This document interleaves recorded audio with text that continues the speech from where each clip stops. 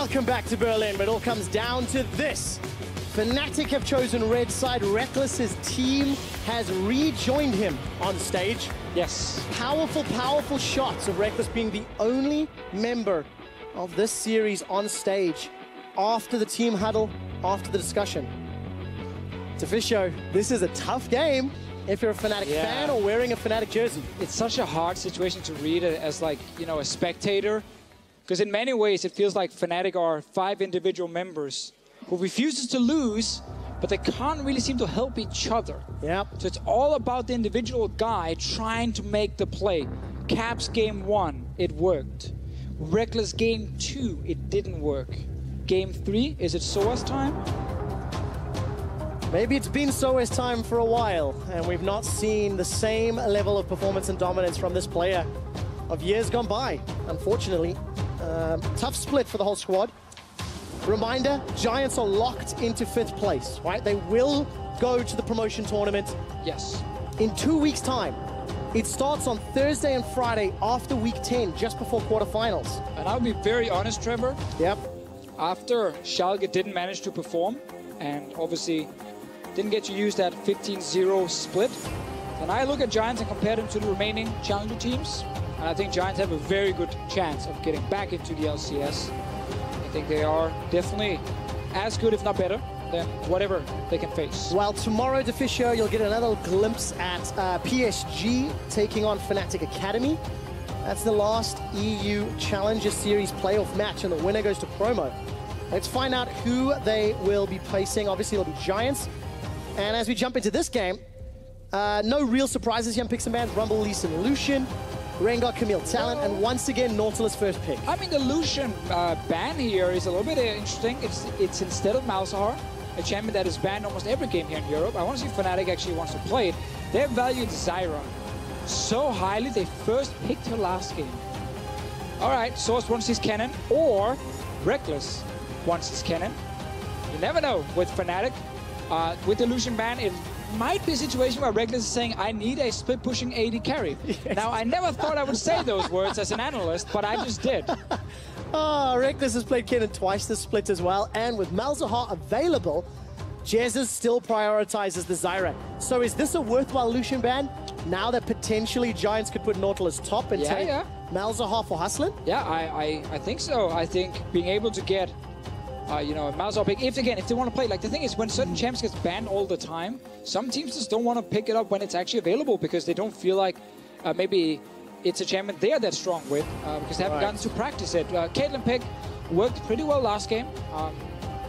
Laning phase-wise, also going to be okay here for Giants. I don't want to see that Nautilus support. Okay, nor do I. I'd like to see Flax's top. Give me Karma. Let's turn our priorities to the mid lane a little bit. We've had Kayle, we've had Anivia. Vlad has been traded. Do you think that changes this game? Is Vlad still kind of tier 1 mid laner? Yeah, definitely, especially if you can get him in Caps' position where you can ban 2 mid laners. Giants valuing the jungler over getting a Karma pick for the bottom lane. Still things like Lulu, Nami as well, if you want to go for like these mage supports down there. Now with the Graves being locked in, Fnatic has to decide, do we want to sacrifice top lane, jungle? Do we want to get the Vlad and then ban out 2 mid lane picks like Orianna? Because the Anivia, while it won the game, was not very effective for most of the game. It was not indeed, and we have confirmation that it is ADC Kennen here for Reckless. Yeah. Although not even that surprising, honestly. You know, it could even go mid. Caps could play it. And, you know, no. They pulled some shenanigans before. This is Reckless just telling his team, guys, I need Kennen. I'm going to play split push, and that's how we're going to win the game. We're not going to win as 5. We're not going to win through massive late game fights.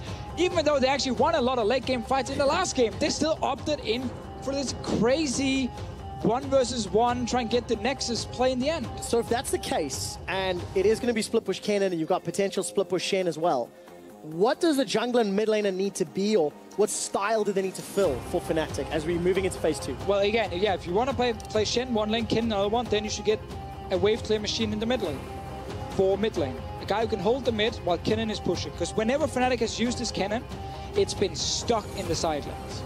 It is so rare Reckless even joins a fight. So they need something that can hold mid, which is now going to be Caps' job, if it is, you know, this pure split push cannon, which is why you pick it. So that's what we're looking for. a wave clear mid laner who can hold mid lane in check, like Syndra would work. Obviously, the problem for Fnatic is they're very focused on early game. They actually removed the Syndra here because Kennen, late game as an AD carry, is not very strong. Do they go like old school pick? Corki, is that dead? Do they pick something new with all of the mid lane champions being banned away? Victor is here. Oh yeah. As an option. If they want to go full Tracer mode, the Kayle pick as a last pick again. Like, it was just like, there's almost too many chefs then in the kitchen because Kayle wants to split push, Shen, Kennen, like, someone needs to hold the mid lane. Kayle big ban there. I actually think this is smart from Giants, just because you don't want to risk it. You lost in 25 minutes in the first game. Whoa. All right. Whoa. Okay, so what do you think, LeBlanc? Blind? Gotta keep in mind, on this patch, a lot of the power from LeBlanc got taken away from damage and put into wave clear. Fair. So it is crazy and not the most standard wave clear pick, but it is actually one that can sit and hold mid unless you start sieging. That's always the thing for LeBlanc. It's so hard when she's sitting under the tower against things like Graves and Caitlyn, but if she's left alone in the lane in mid, she will wave there really fast. Now, you talk about sieging. Fnatic don't have a great sieging comp here. Very short range, but they can play side lanes. It's literally just split push. This is pure split push, 1v1, 2v2. We do not care about team fights. Each individual member on Fnatic wants to try and carry. Okay. Let's see if they're allowed to, because if everyone wants to carry, you can drop the hot potato and then maybe nobody can carry. That's a potential. You get your karma for hustling. Giants will have a little bit of an answer to some of this, you know, global with a semi-global in Rise. Some scaling on this side as well. I guess we get Elise coming in here, even though it's a lot of magic damage from Fnatic. They might need a physical damage jungler, so that's where Kha'Zix pops in. Fits the skirmish bill as well. Glad to see Fnatic, they're aligned. They all know what to play. You need to be able to fight 1v1. You need to be able to fight 1v1. If I had to pick a support for 1v1, Zyra might be one of them as well. So this is not your traditional pick and ban phase. If you are looking at the right side with Fnatic. If you look at the left side, well, it's actually very standard in a lot of ways. Nautilus top, Graves jungle, Cade Karma bot lane. Very, very well-rounded, fantastic team fight. Rise can try and match split push in a side lane. Do Giants have to break the split push, then siege themselves? Because they've got a comp that seems pretty strong at that. Listen, Giants needs to get ready for a game they don't normally play. They need to get ready for a game where Fnatic will throw everything at them one by one. And they will come from top lane, mid lane, bot lane, jungle, outside of the rift. It doesn't matter. Fnatic will try and attack this from so many different angles. I can't even say it's a normal strategy in any way. Because this will be Reckless stuck in the side lane for most of it. And whenever he's played that, it's been difficult to play against. Think back to last game. Yep. It's going to be the same kind of game from Fnatic. Let's find out. Let's see. Fnatic now in a fight for their lives. Lozark and temporary coach Finley for Fnatic walk off stage. Guys, jump onto Twitter and let us know who will be victorious here. Hashtag GIA win or hashtag FNC win. There's a number of options. What could happen here if Fnatic win or lose the series that has post-season implications. We'll break them down once we get into the game and we have a little bit more time to talk. Especially if Fnatic are going to be playing these side lanes. We may have a lot of time to talk as Fnatic plays the map against Giants. It's been a series that has been defined by tower kills, side lane pressure. And the fans here in Berlin heavily in favor of Fnatic. Deficio for the last time tonight. Fnatic take on Giants. It's just absolutely insane how much risk Fnatic is taking here, but they clearly think this is their best shot at winning. Because their composition, if it falls behind, is so useless. They will lose to Rise in the side lane. They're going to get pushed by Nautilus in the Shen matchup. They can't defend the siege versus Caitlyn, Graves, these kind of picks. So Fnatic putting so much focus on getting ahead early and then play pure split push. Flash taunt. So is this going to go for it? Doesn't even need the flash. Memento. First blood goes to Broxah. Well, I guess that's a fine start if you want to get an early advantage. 500 gold in the lead, and the kill went over to the Kha'Zix. Yeah, this early in the game. Slightly reduced, but still very good value, and that's super important. Look at this. Broxah instantly goes back to pick up a talisman. Only Jess's used Flash. Always important to look at Flash's level 1 because it's actually sometimes worth it to give up a kill but then get like 4 summoner spells. In this case, it was just Jess's using a Flash. Memento can look to go bottom lane early and punish him if Fnatic is pushing, but this Karma Caitlyn lane from Giants will be very strong early. So Giants are not really at threat or at risk of losing a lane here. Ryze will hold mid for sure. Karma Kate will be fine, but Nautilus will even push the Shen, meaning Memento can look to invade. Sadly for him, he died and slowed him down a tiny bit. It did indeed. Not really too much. Jesus and Reckless should have a tough time in the earlier levels, yeah. Caitlyn into Kennen. EQ's gonna have a good time. Outranges Kennen on basically everything. At any point in the game where Giants is ahead and able to actually play as a team, they will be so much better than Fnatic. Not just compositions, but also I feel like if you look at actually what Giants are bringing to the table as a team that's been together all split long, not had that much success, but at least synergy should be there. Good invade. This is what we talk about. You know, you have push on top side. That means Nautilus can join. And that push is exacerbated by the fact Soa's had to start Taunt as well. I mean, not that any other spells would have had a great impact into Flaxish in the top lane. But yeah, Memento at least gets a red buff steal. Broxah not going to reply. So 3 buff start here for Memento. Obviously, Raptor Cam is the one for experience that Broxah is getting. And he has to kill from the start, so he's fine. Good trade here from Soa against Flaxish. I like Ryze a lot. I'm actually really happy whenever we see him as a pick against things like LeBlanc. Saw him earlier today in LCK against Talon. Faker blind pick Talon. Crown just pick Ryze. Had him under control all game long. Because it's still such a good, like, in many ways, like, safe. It lost some damage. It's not as annoying to deal with as before. But it's so good when it comes to instant CC. Things like LeBlanc has a small delay on her distortion jumping back.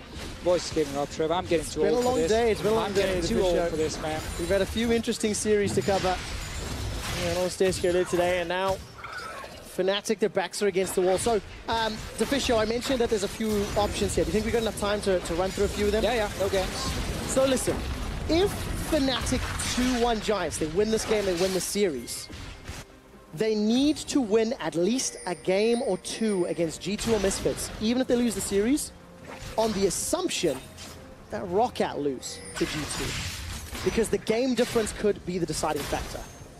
Now, of course, for Fnatic, they can still control their destiny. Even if they lose here, they can win out against G2 and Misfits, and that can get them into playoffs. But a Fnatic squad that's struggling against Giants is going to need a underperforming Misfits and potentially underperforming G2, and that is a lot to ask. It's a risky situation to be in. That is definitely true. Fnatic would have to beat Misfits to have a chance if they lose the series, which seemed impossible a few weeks ago. Yes. And I'm not basing this on Fnatic getting much stronger, but more like the Misfits have struggled a little bit.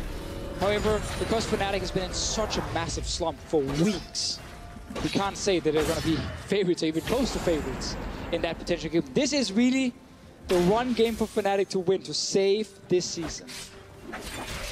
Thing is, because they lost the game to Giants, it's still not as clean-cut as that. They can still win this series. But this is step one. This is step one. Fnatic get 2-0'd in both of their series next week, there's a possibility Roccat can still overtake them. It comes down to game difference. It comes down to all 3 series. So for now, get played. Focus on this game. Yes. If you're a Fnatic, you're a Fnatic fan. You need to win this series, as Trevor highlighted. So far now, you have good trades from Source on top side, able to push it in.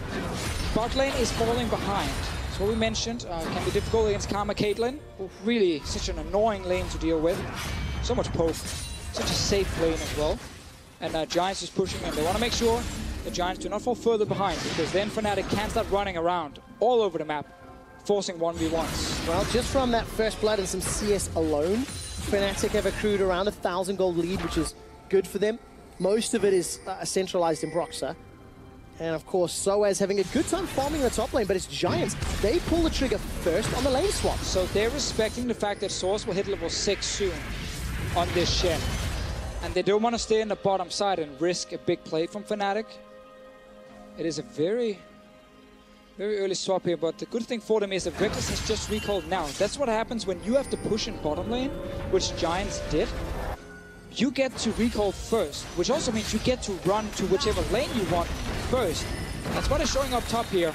In a perfect world, this wave had been pushed towards Source Tower already. They could join and hit the tower.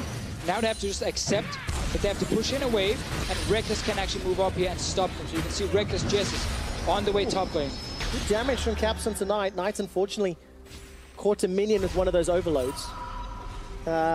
I like the fact that Giants were the first ones to pull the trigger on this lane swap. Both previous games, it felt like Fnatic were making that play earlier. This ward is disabled. They think Source is recalled. But didn't manage to find anything. There was another ward being placed here. So, while Giants get a swap, because again the wave top lane was not pushed towards the tower, they're not getting to the tower first. That has allowed Fnatic to now match it and then catch the wave. But it's a big wave bot lane. Source will not get because he used teleport. So, small win here for Giants.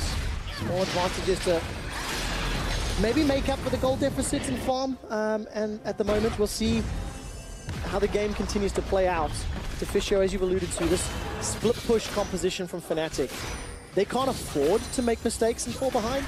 Because if they ever have to defend a siege against Caitlyn, Nautilus, Karma, the tools that they have to overcome are just terrifying despite the changes to LeBlanc in this patch. Yeah, it will take Kennen half a year to kill the Nautilus in a potential fight, because then you're not only trying to kill him, you're also trying to go through Redemption, Locket Shield, Karma Shields. Like, it's never going to happen late game. It's never going to happen for Fnatic unless we get to full 6 items and we start getting into this territory where it's about individual mistakes. Yes. But before we get to that point, if it is dead even and Giants are not getting split pushed, then it's in favor of Giants. Got a question for you, Fisher. Oh, Echoes takes a big chunk here on that. My answer is yes. The question for you is, do you feel we've seen a small amount of individual mistakes this series? Because it feels like it's been map play that has dominated it. You can answer that in a moment, because Reckless is going very, very aggressive. Stand United coming down from Soaz. Hustlin still got a flash available, and that Stand United was interrupted.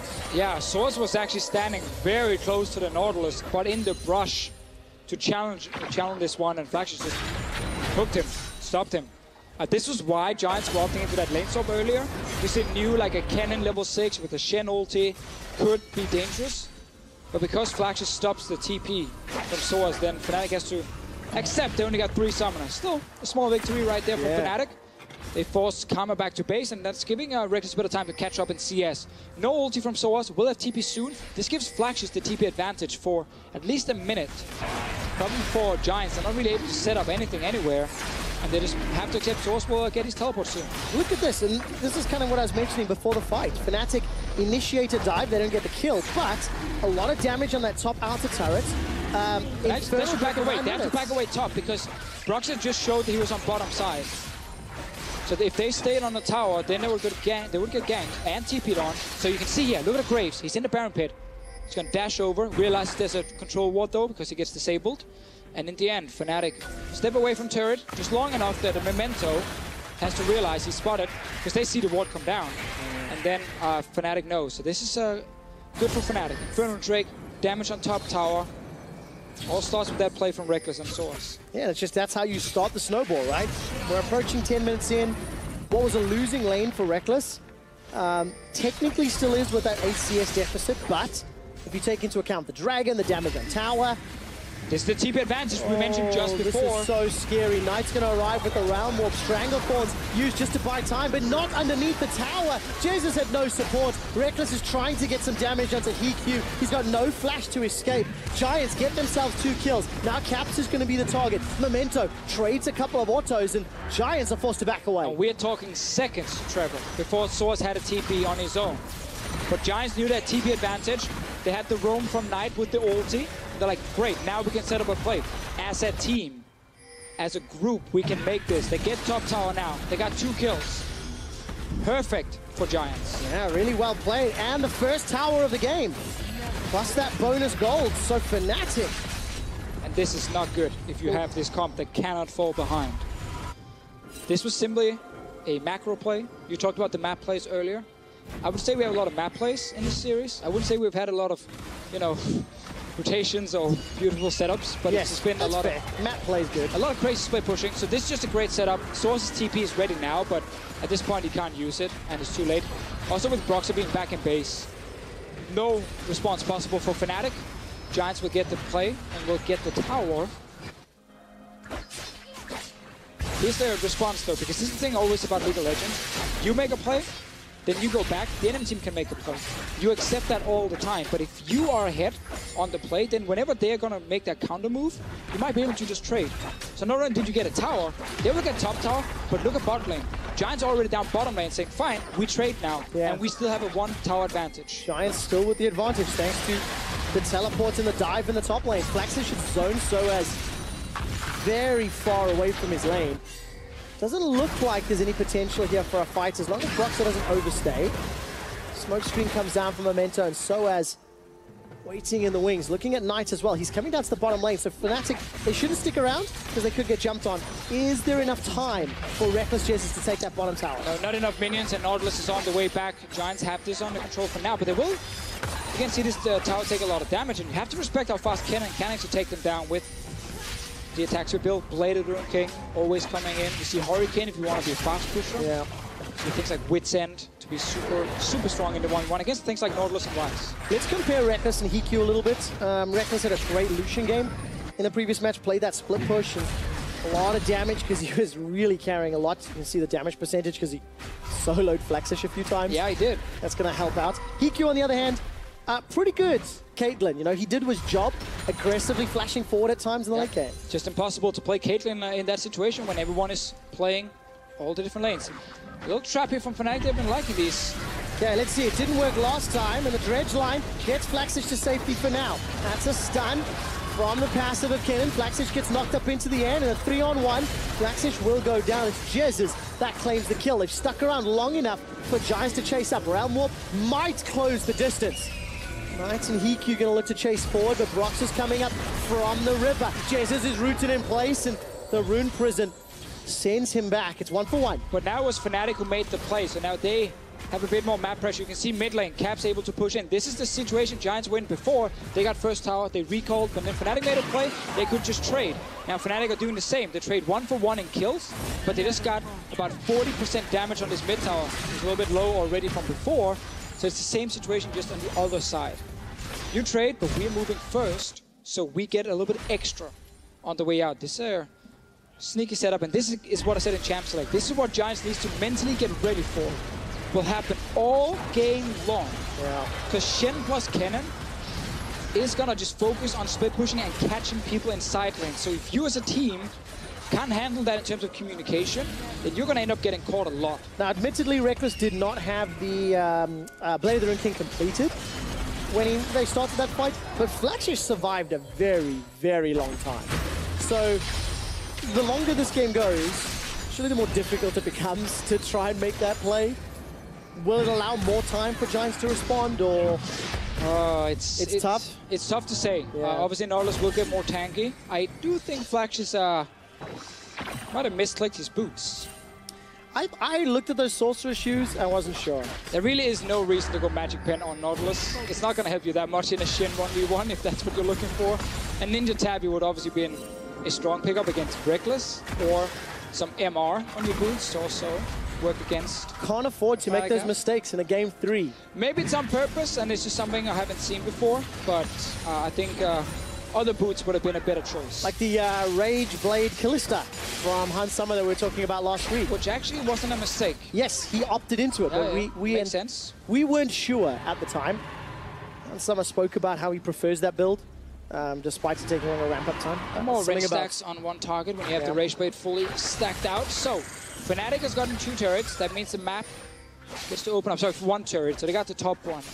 And this is where, if you're Fnatic, this is the perfect time to get all the outer turrets. The longer the lanes are, the deeper you can push them. The harder it is for Giants to respond. That's important to highlight. Also important that Fnatic get 2 uncontested dragons here. Some investment in the mid to late game. However, option to play around. I don't think Giants care too much. Okay. Simply because Giants' late game will be superior, even against 2 dragons and 1 Infernal. So them surrendering dragons to set up like this defense basically on the map and like just farm. It's not terrible. perfect world, you don't lose the dragons, but if you're Giants right now, you're not panicking. If you're a Fnatic fan, and Fnatic are even at this stage, for the most part, when do you start to panic? Because Fnatic's team comp doesn't really want to be even, right? Because they don't want to be in 5v5, and don't want to go into the late game on an even keel. They want control of the map. They want vision. They want more towers. There's still plenty of time. There's still plenty of time. Like, we're just getting first items completed. We're building towards second items. We're still early on, so like getting down these outer turrets now is still okay. Still plenty of time to be a split pusher. Split pushing comms tends to be really good for good like 25-30 minutes. Okay. And then they often end in that situation where it can be hard to win the game through split push, and you have to then set up for Baron and use the Baron to win. There are obviously exceptions. Like, we have seen picks like Fiora just like win the game in a side lane. Yeah, that's not what I'm saying. But it gets harder and harder because the further you push in, the easier it is for the enemy team to then move between the lanes and defend and push it back out. And then at some point you might find yourself in a situation where you have to break through like a 5-man group defending. And that's where your comp falls apart. So it's not a done deal just because you're winning the split push at 30 minutes. But Fnatic are trying to win. A lot more steps to make that work out. This is good though, I like this. Playing very aggressively here. Going to force down the tower. Brox is going to be able to at least leap to safety, and Caps is able to secure the mid tower with the help of Reckless. Also, by the way, Caps was able to defend the wave clear when Giants were sieging a few minutes ago. Yeah, because right now, Kennen took the bot lane tower, and Ryze had to go down and push the wave back, slow push it back. That meant he was missing for mid, and Fnatic could group mid here, so they're ahead on the play. They're using it. All right, good damage there onto Momentous. Soaz coming in from the sideline. The Shadow Dash Taunt catches a few. Jez is looking for the root, and the Stranglethorns splits up the Giants members. Now Knight at risk of being rooted. He instantly cleanses and walks away. Giants survive at the cost of several summoners. So good for Fnatic here. They defend the mid tower. They got the last outer turret. We just talked about it. It's still fine on time if you're Fnatic here. Just a good setup from pushing bot side. See the Ryze, go mid, take the mid tower. Clean play here from the Fnatic guys. They're looking pretty good so far. Cool, calm, and collected. Caps look. Whoa! Bang. So that happened. Remember, this champion used to have even more damage? Yeah, you told me that her single target was nerfed, Deficio. It was. But there wasn't any distortion damage here. I mean, was that 100 to 0? I feel like it was. Pretty sure, yeah. No heal from HQ, no MR from HQ either. Deficio, 40 minutes, no, an hour and 40 minutes ago, we said this could be, well, this was the most serious match of Caps' career, and look at this play. He insta-gibs HQ, sets up a kill onto Knight, and now Fnatic with a gigantic gold lead looking into the tower. And I told you, Trevor, Giants need to be prepared for these engages and these one-off jumps left and right. Whatever you have learned in macro school, throw it away right now. Because this is the kind of game where you just got to be ready for everything. And this is Caps getting a 1v2 kill on HQ, and then he flashes in, sets up another kill on Knight, and Giants, they were not ready. So Deficio, prepare, no, be ready for the unexpected. That was the old saying. It looked like Caps' ulti ate the ace in the hole. Not that it would have made a big difference. HQ, don't pick another fight. He learned. Yeah. Able to back away. Caps still fancying a shot here as Hustler and HQ putting pressure on the tower. So, Giants really want this mid-lane tower. They will get it this time around. Caps, as we said, on LeBlanc can't really defend when everyone is sieging. Reckless is down in his bottom lane. Can Fnatic re-engage once again? This is so fun. This is what Giants comp wants to do, and what Fnatic's comp doesn't want. Well, Fnatic in a little bit of trouble. How do they stop the pressure? Soaz, no TP, no stand united. He's now making his way middle. Reckless is recalling as well. And if you're Giants now, push this wave in mid once again and then reset. Just go back, catch your waves. Because then Fnatic can't push any objective. Let's see, this is a play from before. 1200 HP. So, Q, E, passive procs with another... Yeah, that's just beautiful. That's a good setup. Oh, so well executed. And then he's doing it again. Knight, too far out. He's not ready for it. Thing is, we've not seen enough of this Caps, this split long. Reckless and Soaz will take down Knight here. Fnatic ready. Are punishing Giants. Giants were supposed to reset here, push his wave back out, and then not stay in the side lane, because that's where Fnatic will find you and kill you. Oh, not again, not again. Flash over the wall. HQ survives this time around as Brox is looking to finish him off. Fnatic They have just unlocked their team composition. I felt bad for Knight there though, because he's actually pushed out the lane. It was going to slow push for him, and then he just wanted to walk to his team. But instead of walking through the lane, he walked into the jungle. There's no vision, and 3 guys from Fnatic showed up. Expect the unexpected. Here we go. That's going to be the story of this game. So Giants find themselves in a 5,000 gold hole. It didn't matter in the previous game because Fnatic couldn't close the final hurdle. Also at Caps right now, 357 AP at 21 minutes. He's still going to destroy you. Oh! Flashes, my friend. He sold his Sork shoes and picked up Merc Treads. Maybe after seeing he could get it popped, I don't know. I think he realized it was a misclick. But that's a frustration, isn't it? It's several hundred gold that you waste on selling and repurchasing the appropriate boots. In a game where there's no, room for error. Now, that's a small mistake, but a number of small mistakes cost this lead. But you can see how with Fnatic's comp, we said they needed someone to hold mid. It is LeBlanc.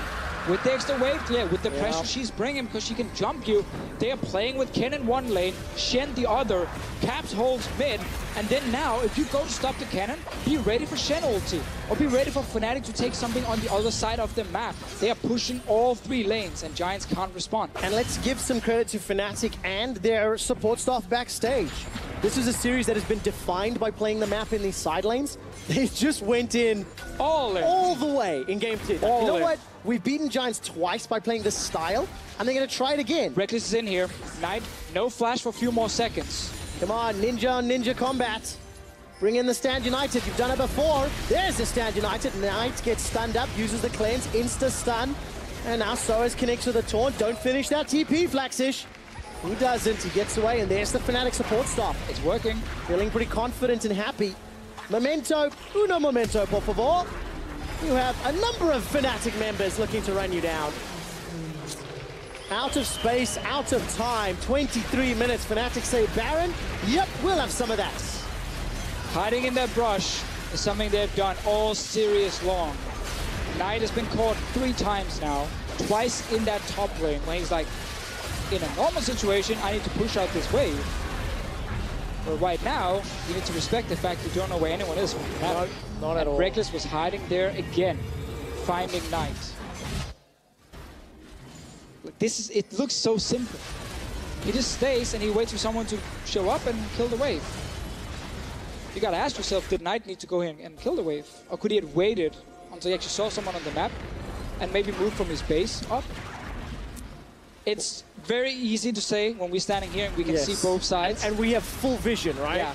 We probably should just do some vision toggles in this one. Like, show how little Giants can see on the map in most situations. Okay. And then how difficult it is to deal with Shen ulti, roaming LeBlanc, Kennen sitting in a side and you can 1v1. Well, this time round, Giants are fortunate enough to have fairly full information. This Fnatic are running straight at them. Flaxish, though, you're caught without the rest of your team. Look at all of this damage. He's dropped to a few hundred hit points. He's going to flash over the wall. Buff. Red buff was also going to get enlisted. Not enough to kill thanks to the summoner heal. Memento's able to smite that one down. And now you're dealing with Baron buff. Reckless bot lane again. And if you are Giants, you have one control ward really far back. Near the enemy blue buff, that's not going to help you. They can see the guys in the lane, so that's fine for now, but they can't see anything in the jungle. They don't know. You can see them taking down more structures. Tower number 6 falls. Fnatic, well, okay, I didn't even see that one, actually. As now the inhibitor turrets are under pressure. Oh, that was a pretty harsh zoom in, guys. Just remember, the Q damage from LeBlanc is still absolutely insane.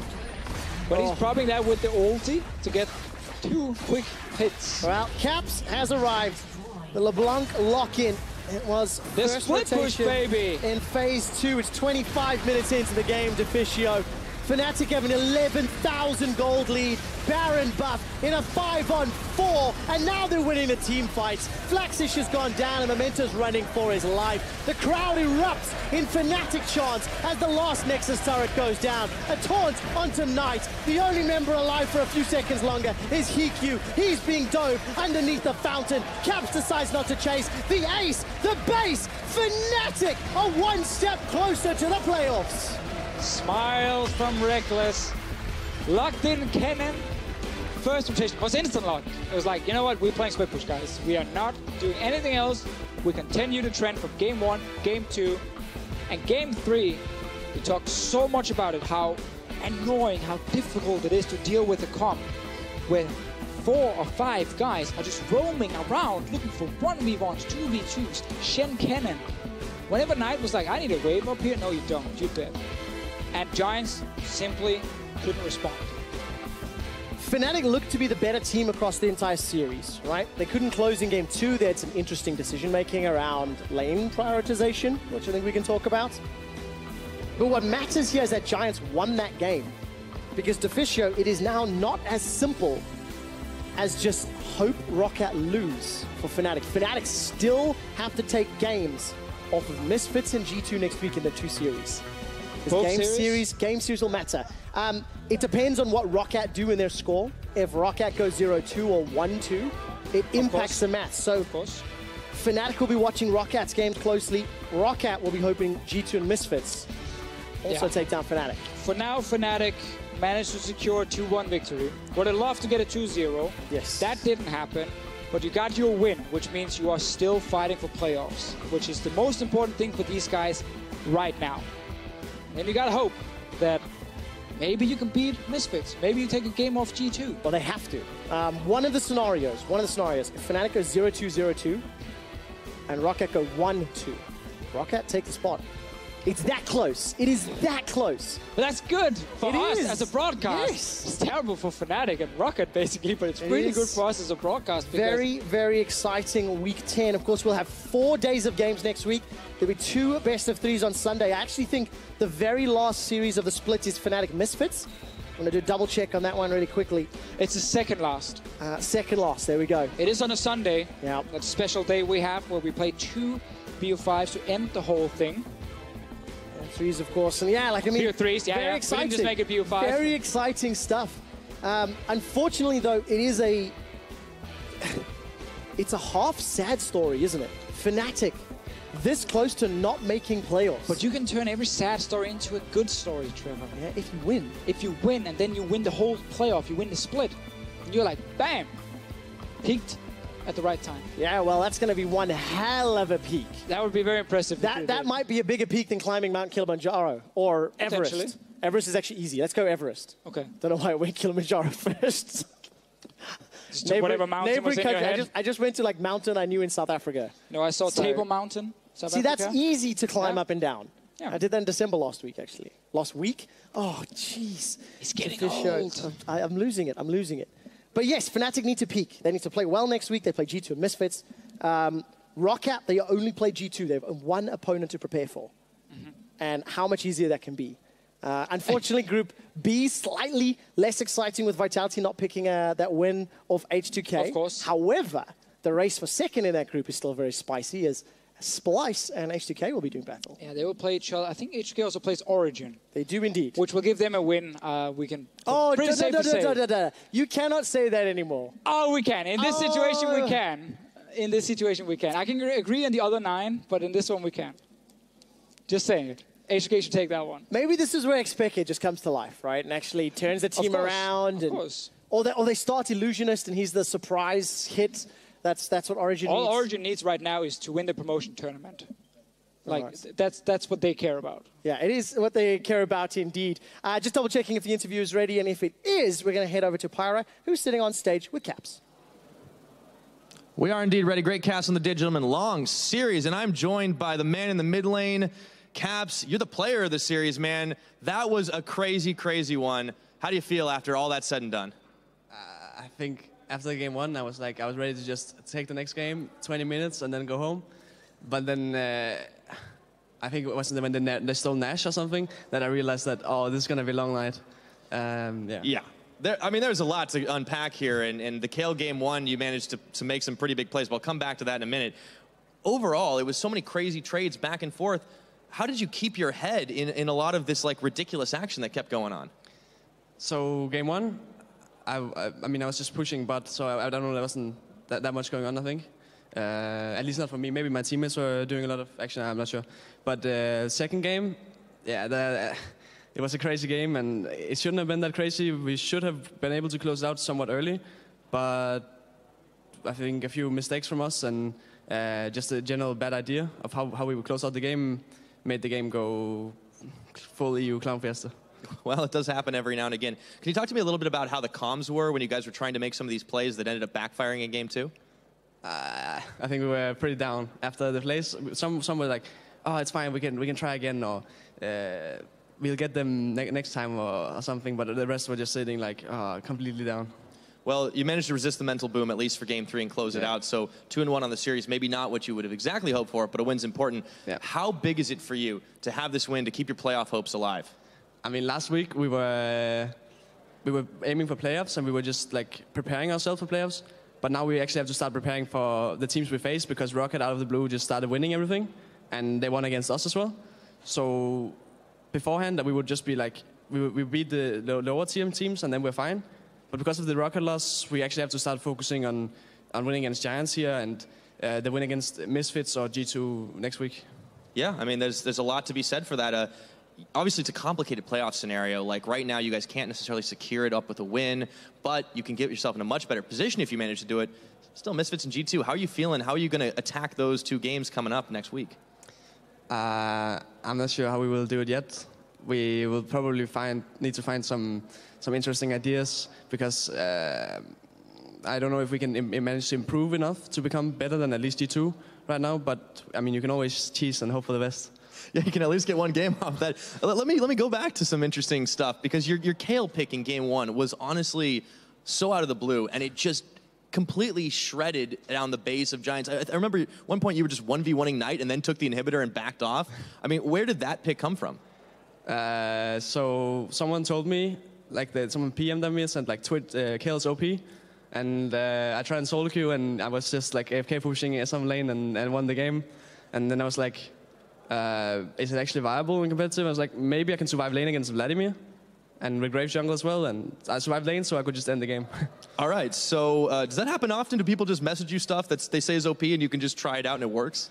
I mean, I'm playing like tons of crazy things in solo queue, just trying out every pick pretty much, so that I always know like, so I'm ready for a new meta, or I'm ready for some secret picks. Oh, wow, so we might see more of that. All right, that's super cool, looking forward to it. But you know, you're gonna have one more thing here for you, because Caps, even if you guys don't beat G2 or Misfits, still have a much better chance if Rocket loses on. Are you gonna be watching that game and cheering for G2?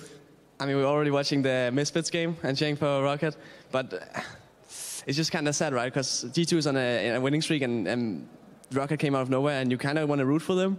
But then again, they are stealing our spots, so it's like, I think the best scenario would be where they beat G2 and we beat Misfits and G2. There you go. So maybe we can hope for that one to happen. Yes. Congratulations on your win, Caps. Thanks. Oh boy. Okay, we're going to send it off to Dracos and crew for the post-game lobby.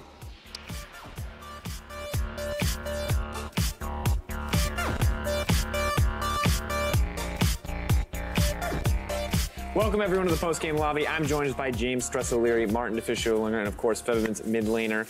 Febiven's mid laner. Strong start. It's been a long day, gentlemen, so let's just jump right into it. H2K's mid laner, Febiven, thank you. You've been here all day. I have no excuses to this point, but I want to start by looking back on kind of some of the series we saw this week that were pretty unexpected, I think. And the first one, it feels like it has to be Fnatic versus Giants. This one was way more back and forth than I think we expected as a desk. And DeFiscio, as the man casting it, I want to get some of your thoughts in summary. Very interesting, very funny, very fast-paced. I definitely have to say, I don't think it's going to win awards for like insane, crisp, clean gameplay. I do think game 1 from Fnatic though with the Kayle was super cool and like really well executed. I actually think game 3 as well. Seems like whenever they play like these like full-on skirmish split push, the enemy team was, in this case Giants, didn't really know how to respond to it. Exactly, and I think when they're playing against a better team, if they get into playoffs, like I don't think this playstyle will work, but against teams like Giants, they kind of floundered, and it took like 40 minutes for Giants finally to win game 2. Like, a lot of crazy stuff happened in this series. Overall, really crazy to see. Febiven, we're getting closer and closer to playoffs. Fnatic haven't quite locked it yet. We'll hit on that more later, but is this Fnatic lineup a team that you're going to be nervous to play against? How are you feeling about their strength overall? Nah, not really. I think they're fine right now. They have like good early game, and they have.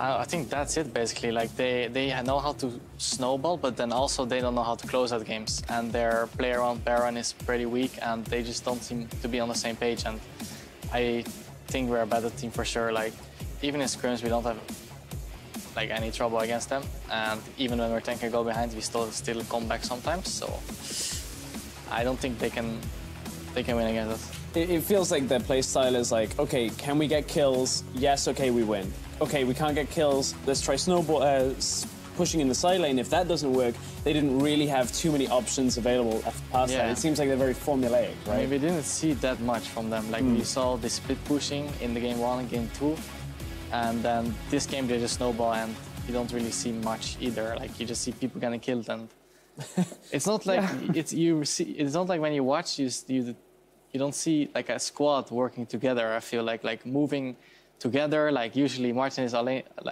Reckless is alone on the side lane pushing, you know, and it feels like they're doing their own thing, and doesn't look that great as a team right now. Yeah, that was actually our story going into especially the third game, where Reckless was just sitting on stage, like he was just practicing, getting ready for the next game instead of, you know, grouping with the team, discussing the strategy or whatever. It was like, okay, now Caps wants to be the carry. Now Reckless wants to be the carry. Now, okay, Broxer, he wants to also be on a skirmish. Like, each pick was like on its own able to create some sort of chaos and actually like force a fight or force like a 1v1.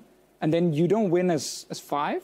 I think you won as 2 or 3. Because it was like a lot of Source and Reckless together. Been like, yay, someone is coming to the side lane to take this wave. We're going to kill them. And they used that over and over. And Caps would like solo kill people. So a lot of individual performances, which obviously is not how you become the champions. But I think if you're Fnatic right now, you just want to make playoffs. Like, that is the only thing you care about. Let's then shift our attention over to another series that happened on Friday. Roccat versus Misfits. We saw a lot more team play coming in there. Roccat, very clean games overall, and I think this was a huge surprise. Can you believe it? Roccat turning their season completely around with a win over the number 2 team in the group. Misfits had been looking so clean, apart from against teams like H2K and G2, so you would think they would be heavily favored against Roccat, but so clean was the games out of Roccat. Like, Faxi finally again showing up, but on different picks. Like, Gragas comes out for him. We saw a lot of solid play out of Roccat in game 1, and Deficio, you're singing Game 2's praises all the way this week. Loved it.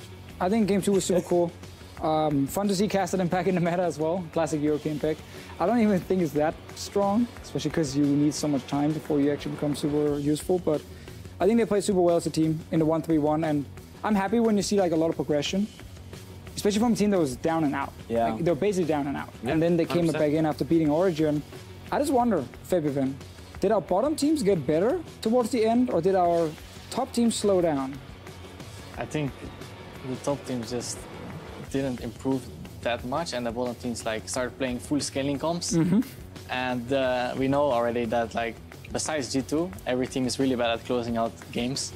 So everyone is playing for late game, and just I don't know, people throw and I know Misfits was really ahead. Like in game 1, I only saw the solo kill mid, and then I didn't watch the game anymore. But I mean, you should win after this, and I think I don't know, Misfit doesn't look that strong right now, I feel like. Well, let's take a chance then to kind of look at the league as a whole. We are now approaching our final week of the regular split. We have a few teams locked into both playoffs and promotions. Bring up that graphic now to kind of take a look at how this is rolling down. Of course, G2 has locked first place seed. We're now 2 teams locked in the promotion tournament as well. You kind of brought up Misfits as a team that may be struggling. Do you expect to see any huge shifts in the standings in the coming week, Febivin? No, I think Group A will be the same. Misfits second, and then Fnatic or Roccat third. I don't know what is the problem with Misfits, but they just seem to be stuck with playing one style. Like I feel like they group a lot, and they don't really know how to play on 3 lanes properly. At least when we play against them and we analyze them, they always look for the fights. They always look to group, like their top laner groups all the time. Their mid laner usually slow pushes waves instead of like grouping. I mean, instead of like pushing all the way and like dragging attention. So I think they're good as 5, but they're just not playing well enough. Like, I don't know. They have looked super passive when they didn't have a clear way to start a fight. Like exactly what he's mentioning, like when they're in trying to group with like a Rumble comp, you would think, okay, now either you group around like a Dragon or Baron, they come in, you use Rumble ulti, it's great, you know, or you use it to like maybe force people off a tower or something like that. We don't really see it. So I feel like ever since they played you guys in G2, it's been very, very slow. They used to be really good early game and get like these leads with, especially Sin. Again, I keep saying it for Kakao, but like he's been forcing so many plays on it, and they've not been able to do it at all. Funny enough, also ever since Alfari started playing less tanks, and he went into a period where he played a lot of pure split push, and it worked pretty well. Now he's playing like Rumble quite a bit, and I don't think Misfits are playing too well with it. Well, let's take a look at the matches that are coming up on the table in the coming week to see what the strength of schedule looks like for Misfits, because once again, one of their opponents coming up will be Fnatic, right? And we're gonna see them in the final week, final match of the week. Could be a deciding match for that playoff seed, but these weaknesses, you guys are listing them off. Like we've seen them, like they're obvious to everyone who's watching. Do you think that Fnatic can exploit some of these weaknesses when it comes down to it? I think the fact that Rocket were able to handily take out Misfits means I think it's a lot less certain. I think you asked me last week, I say Misfits easily deals with Fnatic, easily deals with Giants, but I mean, I still think that way. They should be able to win. Key thing, though, in Group A, Fnatic will lock in a playoff spot if they win versus G2 or Misfits. So Misfits kind of control that destiny as well. There's a lot going on in Group A in next week's games. Yeah, coming in very, very close on the game differential. Outside of this Misfits versus Fnatic, are you guys feeling confident, Febiven, coming in your matchup against Splyce for the coming week? Yeah, we have scrimmed them quite a bit, actually. I mean, scrims doesn't mean much, but if you win most of your games in scrims, it gives you a pretty good feeling. I mean, like, we've been doing really good in scrims, but our closing out is still like bad. Like last week, I don't know, just after IM, we still have the same mistakes. Like we're trying to work on them, like closing out stuff. I feel like our early game is really strong, but just translating it into a win without like getting too cocky or like, you know, it's still shaky. But I think we probably will beat us up a bit for this for today. And he told us about that. He actually hits you. I hope he will do it because it will make me like.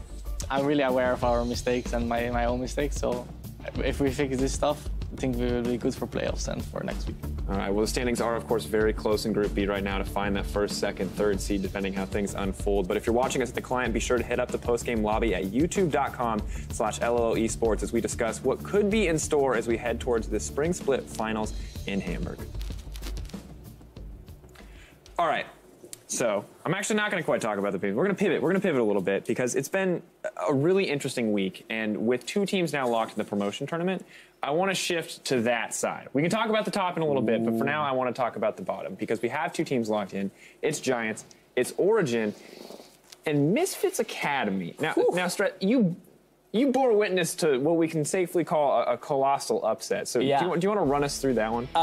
This was the biggest surprise. Everybody had pinned Schalke as walking their spot, not only into the promotion tournament, but through Origin into the LCS. And this is something that the Schalke FC side of Schalke as an organization will understand, I think, more than most esports organizations. If you don't show up in-game, on the day, you don't deserve the win. You can go 10-0 on the split, but if you don't win the best of 5 that gets you there, you don't deserve it. And unfortunately, Schalke drafted greedily, played greedily, and could not compete with Misfits Academy, who had clearly prepared for this series. Did you know that the man to my left, Febiven, went to the promotion tournament twice, got 3-0'd both times after being considered the strongest challenger team by many. And he had to get into LCS by being picked up by Fnatic instead. Wow. No, actually, no, you made it in with the expansion tournament. Yes. He made it in. You deserve it. You were in there. All right, give us your thoughts, Febiven, as apparently you've been here multiple times. What's it like playing the promotion tournament? How do you feel like it compares coming in from Challenger to LCS?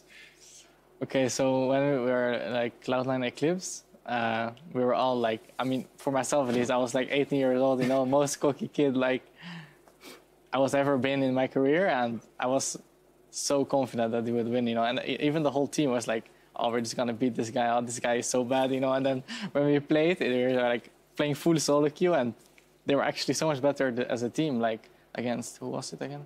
It was against Young Bucks team. Oh, it was Wolves, wasn't it? Yeah, Copenhagen Wolves. Yeah, those Ari games. Yeah. Sorry, I'm not trying to... No, I mean it's fine. But yeah, I mean, just getting into LCS is so much better. Like, you just grow so much as a player, and also from those losses, like in Challenger, it has to happen, and you can't be cocky like we were. And I think that was the biggest problem for me, at least. From playing a promotion tournament myself a few times oh my God, in my great career, you know, where I was down there visiting a few times.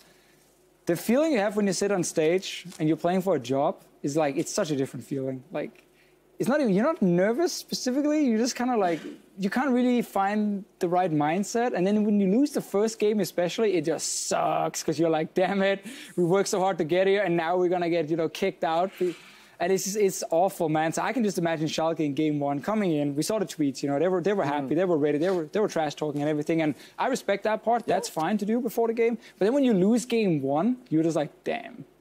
We're actually playing like solo queue, they're playing like a team. This is not good, and it just went downhill. You speak about the nerves, like a player that just didn't seem phased. First time we've seen him on stage, Pride Stalker comes out and demolishes Lulex in 2 games.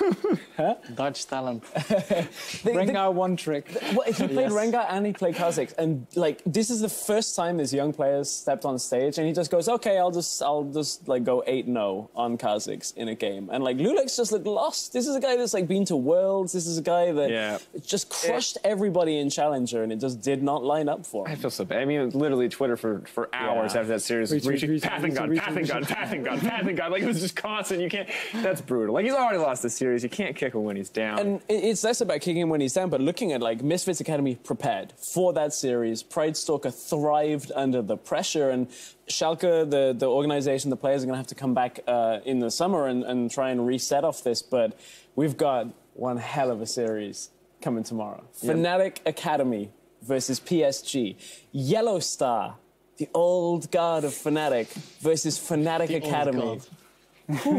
Everything. Wow, this is like, you couldn't have written this. Also, PSG. I feel like the big thing we have to remember here is they don't have Schalke, the 10-0 team. I don't feel like either of these teams is going to be cocky coming into this series, right? Both these guys kind of struggled when all the teams outside of Schalke felt like they kind of struggled into the playoffs, right? It was a very close playoff. Tripped into the playoffs. Well, tripped.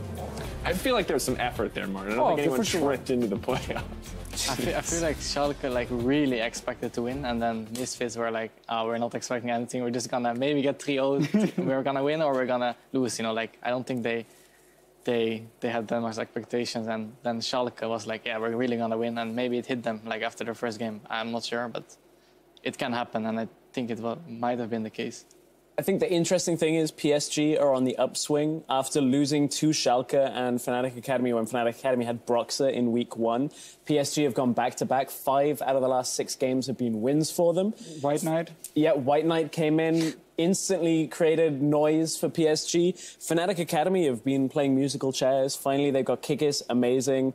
They've got Rales, Niski, and Klai. And like that lineup has been very solid when we've seen it as one unit, but it's only been in the last 2 weeks that Amazing has come into the lineup. So there's so much on the line. And both of these lineups, I think you could argue a case for how they should win this easily. I feel like we never know. Yeah. Every challenger playoffs, we're like, this team's the best. They're going to crush everybody. And sometimes it happens. People said it last bit about Misfits. And they struggled. Like, they're gonna destroy everyone. They struggled. They barely made it in. Millennium, the split before, same happened. Like, oh, yeah. It crashed slightly before, though, but still, it went downhill pretty fast. I guess we have to go back to Origin when they were challenger team. I was like, okay, these guys... No, actually, they auto-qualified. Yeah. Because back in the days, you didn't have to play promotion tournaments. They didn't even need to play it. Yeah. All right. Well, of course, you can find that matchup tomorrow at 4 p.m. Central European Summertime as we go through our own little daylight savings. Is it still called daylight savings here? I don't know. We're shifting. I've been informed that the clocks are shifting for some reason. I don't understand how it works. Got it. An hour forward. 4 p.m. tomorrow Backward. in Berlin time. You can translate that yourself, depending on where you're living. But now I want to look something a little bit closer. LCS, we've seen a lot of, it's post-game light. We've seen a lot of weird shit this week. Let's be honest. Whoa! Kassadin, Damn! I'm letting loose. We've seen the Kassadin. We've seen a Blitzcrank. I saw a Kale today, a Swain top. Is this 7.5, or are people just having fun, experimenting? Why are we seeing so many odd picks? Fevin, I want to go to you. You obviously are scrimming a ton as a team. What's the deal? Why are there so many oddball picks coming out? Every patch, like, champs get nerfed, and you just try stuff out. Like, I think right now the game is kind of getting balanced a bit. Like, there's still OP champs, but I think that also, like, just having surprising picks can really help you to get those wins if you really need them. Like, for example, Fnatic, they really need to win, and I think picking a Kale or something, or like even for our series today, Vitality, they pick the trash, I mean, it's kind of normal, but then the trash gets banned and they instantly go to blitzcrank. So it shows that they really want to hook people and kill them and then try to snowball, you know. And I think for some teams right now, it's just needed to have those picks. Like even the Swain top, I think it's fine against Camille. I don't know how it works, but yeah, I mean, if you can get a random solo kill or something, it can really snowball. Yeah, and that's the kind of playstyle that as you're talking about is allowed with there being less like S-tier OP picks. You can pick a containing matchup like Swain into Camille. We saw it a couple of weeks back in Challenger. Like we were talking earlier on the desk about the Kayle, pushes in the Vladimir. I'm glad to see that there is room for picks that have very specific niches in response to a pick, that you're not just like, oh, they've locked Syndra, great, we lost the lane. Like, that's everything done. I'm glad there is room for that. I mean, it seems to be the balance idea from the Riot team in Central, obviously, with like, instead of buffing a lot of things, you nerf what is super strong, because then you hope to have like an open field where, take a Vladimir, he's a strong pick, he's a good pick. He's not an like, oh my God, we have to ban him every game. There's a lot of picks you can play against him. He has weaknesses in the early game with like a wave and so on that you can, pick things like Kayle around. That's what Caps said. He was like, maybe I can survive lane in this matchup and get 2 items and then I'm going to win the game. So in that sense, it opens up for a lot of viable picks. There's always the problem where a lot of pro players are afraid of trying certain things, or maybe they need to have some success in solo queue before they bring it into scrim. But the fact that it is a possibility is good. Also because Vitality didn't really play for a whole lot, so there was no pressure. They could go for Blitzcrank if they wanted to. If they lost, no one would blame them. They'd be like, yeah, you lost to H2K, happens. It's definitely fair. They also found a win against H2K. It was very close. It was uncomfortably Almost close. lost the last game. Yeah, definitely a little close for comfort there for all the H2K fans. Now, something that we've kind of been talking about behind the scenes all day today is blue side versus red side. And I want to touch on this a little bit because 7-5, 7-6, they're very similar patches from talking to teams. It doesn't seem like there's a ton of changes. So looking at this coming into playoffs, do you feel like blue side or red side is going to be stronger in pick spans? Because we've seen it go back and forth, and it's been very polarizing, it feels like. There's a lot of shifts because the first few weeks, almost every team picked blue side whenever they could. Because it was like you had to ban Camille, Rengar, LeBlanc on red side. That was it. There was no other bans. Then in the middle of the split, there were a few nerfs, and people were starting to leave some of the OPs open and force the blue side to ban away some of the OPs, and you could then suddenly get more power on red side, and we saw more teams pick red side. But we saw Unicorns a lot very early, give like Rengar, and then pick the Iron against it. So that shifted definitely. I feel like now when you don't have to ban like things like Camille, Rengar, LeBlanc anymore, it gives a lot of power to red side because you have last pick in the last phase, you have first pick in the last phase, you have first ban in the last phase. Like, you have a lot of options right there to dictate the draft, which is really strong. But I can definitely see merit in both sides. So I'm curious, Fevin, you've obviously just played today. What was your feeling on the draft? Do you feel like you had more control coming in on the red side? Would you prefer to be on blue side more frequently? What are your impressions from today's games and, of course, across the split as well? I think for me, like personally, for me, it's like really hard to blind pick a champ on blue side because, I mean, today they met Orianna, so I cannot like blind pick Orianna, which is like the strongest mid. So I fall back to Syndra, obviously. But there's always like 1, 2, 3 champs against Syndra. And I don't know, it's just not much you can do. Like, you can ban the best champs against it, but then there's something else they can pick. And I think just having red side is so good because if you have like a good top laner, a good mid laner who plays a lot of champs, there's always a good red side situational pick, which you can't really ban because you have 5 bans, it's a lot, but it's still not enough. Like, yeah.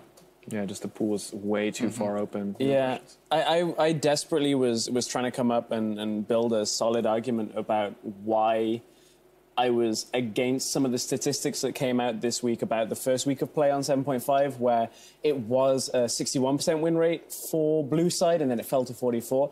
I've kind of finalized where I stand on it. Like, a lot of teams on blue side in the first week were drafting blind pickable like 80 carries like Ezreal, and then a mid laner like Orianna, which is blind pickable but doesn't win a whole lot of matchups and gives a lot of pace over to the opponents. So when you end up getting a last pick for one winning matchup. And if you can win another lane, like this Ezreal, this Orianna need a lot of time, and that's what we saw a lot of teams do on blue side. I don't think it's inherently going to stay that way. When we've had another week of play now, we've seen these funny counters coming in for a lot of the champions and a lot of pacing come back over. But I certainly think that, like, drafting priorities, that's what messed up Schalke in their series on 7.5. They weren't prepared to pick winning lanes somehow on blue side. It's very difficult with the pacing that red side gets, getting that first pick in phase 2. Well, yeah. I kind of want the thing I want to touch on here is that we talk about wave pressure so much over the course of the split, how crucial it is to kind of have pushing lanes to set yourself up for success in the early game. When is it okay to take picks like Ezreal that maybe aren't always going to just have the push guaranteed? Like, when can you pick an Orianna who isn't always going to win lane? When can you pick essentially, when can you sack a lane in the early game, right, to ensure late game dominance or mid game dominance? But I think you can pick only, like, you can pick. For example, for mid, I don't think it's really good to pick like a losing matchup because it means a lot to the game, means that the enemy can always push and move with the jungler, and also creates pressure for the side lanes. So I know for Ezreal, I'm not really a big fan of Ezreal, but if you have already a strong jungler, strong mid, which can relate pressure to that lane, then it's good. And when you can eventually like put the Ezreal mid, then you can always wave clear. But like I think Orianna right now, it doesn't really have counter, so it's always good to blind pick. She has like, I don't know, maybe Victor is fine against Orianna, but still Orianna has the push and the gank setup. So I think once those blind pickable champs get banned away by red side, there's a lot more counter picks open, and it makes the draft hard and the game as well. Always has to be a trade-off. Yeah. If it comes to like, oh, we sack in one lane, well, then you need to win in another lane somewhere. You can't just have, like, I don't remember the last time I've seen a European team win a game with 3 losing lanes. Like, it almost never happens. I saw SKT do it against KT, where KT decided to run headfirst into a wall. We've had one or two games with 2 losing lanes. We saw, Yeah. I mean, we saw you guys fall prey to the Victor Ezreal mid game coming in from Unicorns of Love once on the side of H2K. Oh, but yeah. I mean, they should have lost, yeah, but it's fine. You say it's fine, but you don't look like it's fine. No, it was not fine. All right, well, let's take one more chance to look at the final week coming up of the regular split. This is a reminder that we're going to have 4 days of EU LCS coming your way. We've taken a look at the schedule once before. We'll look at it again. Some pretty big matchups coming up. We already talked about Splice versus H2K. Are you nervous at all about your matchup versus OG, Fedvin? Very. Very. You just shook your head. They can't see it, but I'm putting you on blast. You shook your head and said What very. the worst question ever. I mean, you're expecting that whole answer anyway. All right, well, kind of just as a final closeout moments, excited, most matchups you're most excited for in the coming week, gentlemen? Fnatic G2. Fnatic G2? Fnatic Misfits. Ooh. For me. There's only 2 Fnatic games, Stretch. You're going to have to pick a different I'm one. not picking a Fnatic game. I can't believe I'm going to say this. Rocket G2 is legitimately intriguing. Because if Rocket can win one game, it might actually give them playoffs. Yeah, like that series, like if you're watching in the future and like Rocket have tanked, like there was a time where we felt like Rocket on a 5-series winning streak potentially could take a game. I don't think they take the series, but... All right, well, thank you all very much for joining me. If you're watching us in the future, I don't know what to say to that. If you're watching us in the present, though, we'll have 4 games, or 4 days of games coming up next week, but it's time for us to log out for the night. Thank you so much for joining us. We'll be back on Thursday at 5 p.m. Central European Summertime as the EU LCS Spring Plat comes to its dramatic conclusion. Have a wonderful Saturday evening.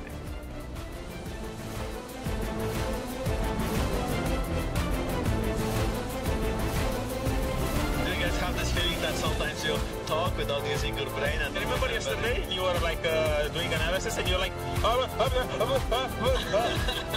We've got pushing up, he's got it a little bit low. There's just got to be flashing forward, and he hits it. First blood on the Unleashed power. I have warrior now. I'm really OP. I'm really strong, like honestly insanely strong. Man, Joko, he was going fast right now, putting on those running shoes. But the question is, does he live through this? Because Joko's way too low. Kabushar, he's got no Skarl, and Jankos cleans up in the top lane. A double kill for Jankos. He's looking to make it 3, maybe 4, maybe 5. He hops in for 1 more. That's a double kill for Nuclear, however, and that's gonna be the ace. And he says that's the bottom line, because H2K said so. That's the Nexus. 36.5 minutes in. Man, what a show we got.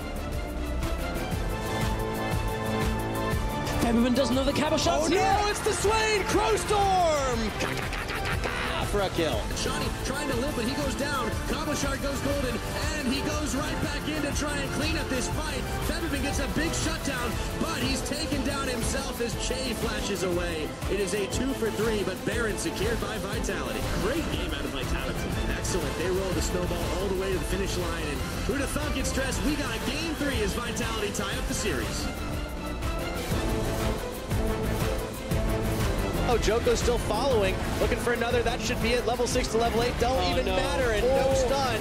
Joko, though, no, he overstays. Honestly, been able to get a little bit more done on the Zyra pickup. Oh, there's an equalizer on Featherman and Che. Let's see what they can get done here. Joko, they get a big shutdown. It's final tick of damage from Cabochard, pulling Jankos, and Che was burning down, and Jankos is gonna fall. H2K getting caught with their pants down. Joko managing to get people out of there, and that is going to be Odo going for the new charge on Nuke Duck. There's a big red carpet in the back, but H2K walked right over it, looking for a Shani, looking for steal back. Nuclear on a rampage, a double kill for him. Vitality melting. Dragon's Rage kick as we go into base race vision here. Joko cannot do this alone. He has to settle for a ZZ Rod portal, and he has to settle for a loss as H2K, it looks grim, it looks dire, but they come back and close out the series.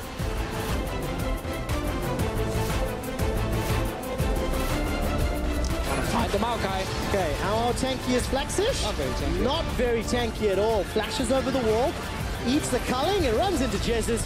It's Reckless that secures the kill. Soaz forced to defend. But look at the Nexus! Nexus on the Nexus! He's under pressure. Caps, he's taken down both. There's a teleport from Soaz. Oh my God! Fnatic, they win game number 1 with the backdoor KO. Oh, someone's gonna get hooked. Someone's gonna get hooked. Trench line onto EQ. An instant flash away, flash forward. The depth charge knocks EQ up in the air. Exhaust buys a few seconds, but not enough. Soaz is locked up from the team. He gets taunted up. A full channel culling into EQ. He's paused. The hero playing obliterates EQ. Now Fnatic continue to push. This is the fight they were looking for. Spirit's Refuge buys some time, but not enough. Flaxish goes down. Memento, they could try the combo. Throws out the Qs. 1,500 going in. It's stolen!